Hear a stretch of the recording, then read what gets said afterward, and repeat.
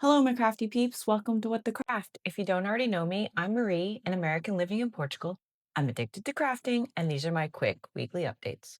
This week, I had a friend in town, and we veered off the topic of craft to talk about art. Here you go. Hi, I'm here with Carrie Ann. She was in Venice at the Biennale, and she came to visit in Lisbon. And so today, we're going to talk about the Biennale. But first, tell everybody your elevator pitch as to who you are and what you do.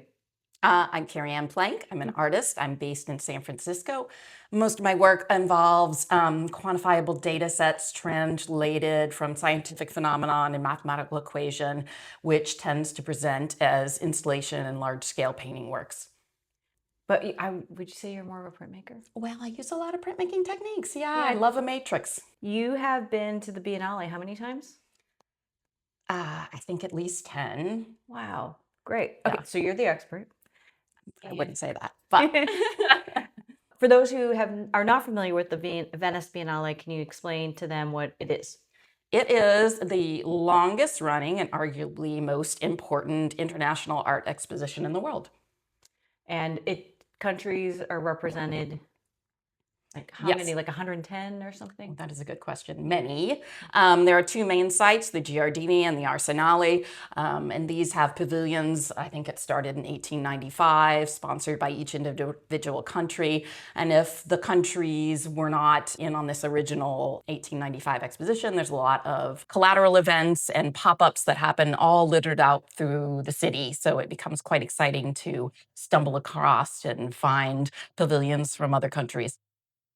And this year, 2026, what were your favorite pavilions? Oh gosh, it's really hard to choose, but I think two standouts for me from the Giardini were the Spanish pavilion and also the Austrian pavilion. What was Spain displaying? Two very different pavilions in two very different directions. The Spanish pavilion was, the artist I believe was Villanova, and it was thousands upon thousands of like an archive of collected postcards, like things you would send as a tourist.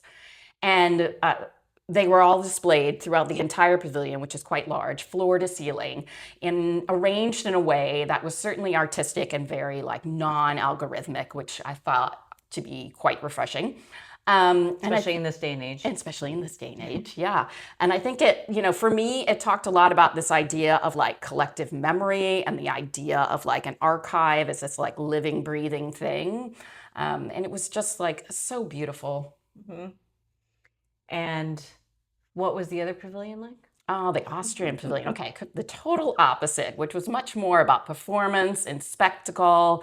It involved flooding the Austrian pavilion with recycled water. It talked quite a lot about like climate change, ritual and purification. It involved like performers who I think on the hour, doing things that were incredibly challenging for them. And in the nude, for example, there was a climbing of a bell where the performer themselves became the mechanism for ringing of the bell, like things that were really challenging and hard on the performers, and also like all in the nude. There was also jet skiing inside the pavilion. So it was much more about spectacle, much more challenging. But the water was recycled. Recycled urine. Urine. Yeah, which is crazy. And I feel like there was something else you told me about that you saw that was more fashion related. Oh, yeah. Like, so some of the collateral events, which I think are also incredibly exciting. So you have all of this from the Biennale, but then you'll have these collateral events. And there are two foundations that I particularly enjoyed visiting this time. Fondazione Prada had an Arthur Jaffa and Richard Prince show called Helter Skelter, which, maybe it's my space as an American, but talks quite a lot about American culture that I thought was an incredibly exciting show and very thoughtful. And the other, brand new, Fondazione Dries van Noten. So in the much more take about comparing contemporary art or displaying contemporary art in conjunction with like some really incredible couture fashion pieces. And I especially enjoyed the pairings of all of the Comme des Garçons work. And although part of the whole star of the show, I think, was the palazzo it was in itself, like such a sense of history and elegance. It was really something amazing and brand new, just opened. Great. And does that go on throughout the end of the Biennale as well? I'm not sure how long the show is up for. I'll put the link in.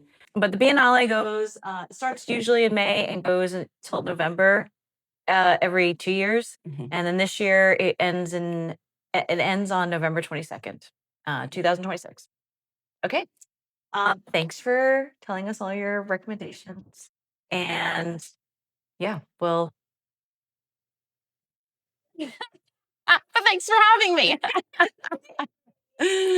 thank you for watching. Hope you enjoyed it. Talk to you next week. And in the meantime, craft on.